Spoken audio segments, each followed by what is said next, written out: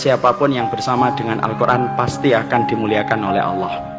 Malaikat yang menurunkan Al-Quran menjadi malaikat yang paling mulia, yaitu adalah malaikat Jibril. Malam ketika Allah menurunkan Al-Quran menjadi malam yang paling mulia, yaitu adalah malam Lailatul Qadar. Bulan Allah menurunkan Al-Quran menjadi bulan yang paling mulia, yaitu adalah bulan Ramadan. Dan laki-laki yang diturunkan kepadanya Al-Quran menjadi laki-laki yang paling mulia, yaitu adalah Rasulullah SAW.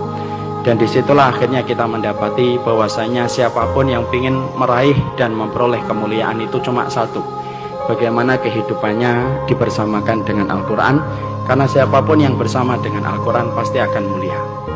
Dan Al-Quran itu merupakan mukjizat terbesar yang Allah turunkan pada kehidupan manusia. Mukjizat ini menenggelamkan mukjizat-mukjizat yang lainnya tanpa menafikan bagaimana keutamaan mukjizat yang lainnya. Mukjizat Al-Quran itu mengalahkan mukjizat Nabi Musa dengan tongkatnya yang mampu merubah lautan menjadi daratan.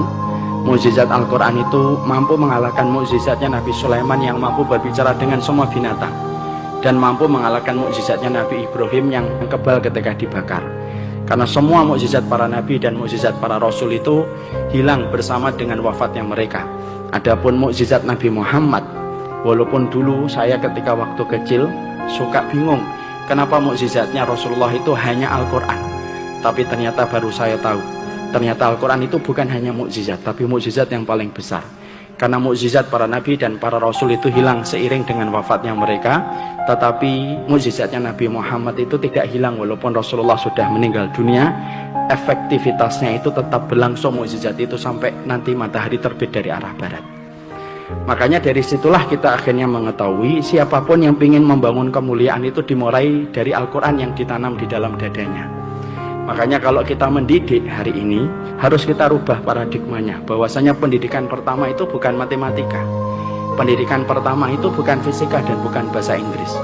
Tapi bagi kaum yang beriman kepada hari akhir, ketika telah mengimani semua perkataan Rasulullah, pendidikan pertama dalam kehidupan anak itu adalah Al-Quran. Karena Al-Quran itu apabila telah hidup pada kehidupan seseorang, maka sesungguhnya mukjizat itu sudah ada di dalam dada anak itu. Dan kalau mukjizat itu sudah hidup dalam dada seseorang, maka Allah itu tidak punya alasan untuk tidak menolong orang yang di dalam dadanya itu ada Al-Quran.